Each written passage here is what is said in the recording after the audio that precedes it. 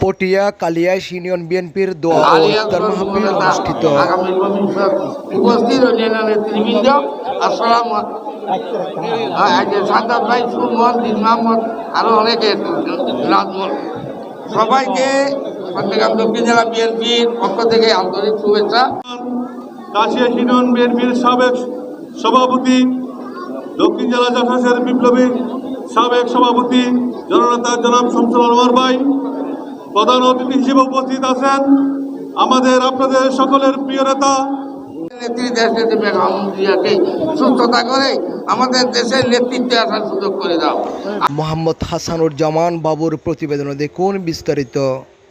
চট্টগ্রামের পটিয়া কালিয়াস ইউনিয়নে বিএনপি যুবদল, ছাত্রদল, অঙ্গ সংঘ ও সহযোগী সংগঠনের উদ্যোগে দেশনেত্রী বেগম খালেদা জিয়ার রোগ মুক্তি কামনায়, শহীদ প্রেসিডেন্ট জিয়াউর রহমানের আত্মার মাগফিরাত কামনা ও দলের ভারপ্রাপ্ত চেয়ারম্যান তারেক রহমানের দীর্ঘায়ু কামনায় আজ পটিয়া কালিয়াস ইউনিয়নে কালিয়াস বাজারস্থ জামে মসজিদ ও চত্বরে এক দোয়া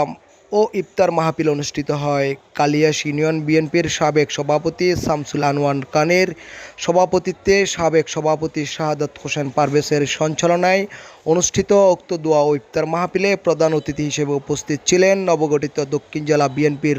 আহ্বায়ক জননেতা আলহাজ ইদ্রিস।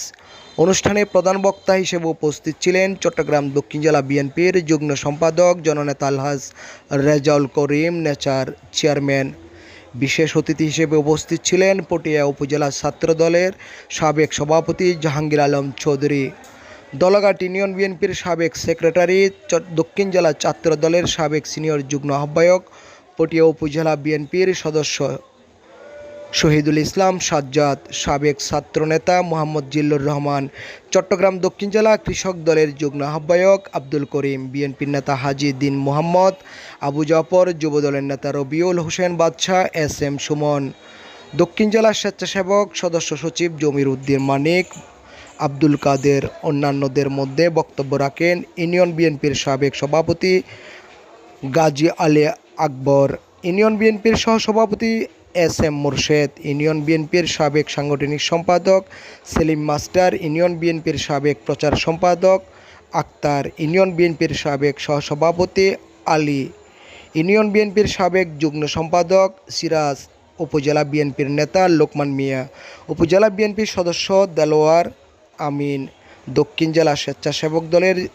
যুগ্ম আহ্বায়ক মীর এস এম সরোয়ার, উপজেলা ছাত্র দলের নেতা মোহাম্মদ হাবিব, ছাত্র দলের নেতা সাইফুল সহ অন্যান্য নেতৃবৃন্দগণ।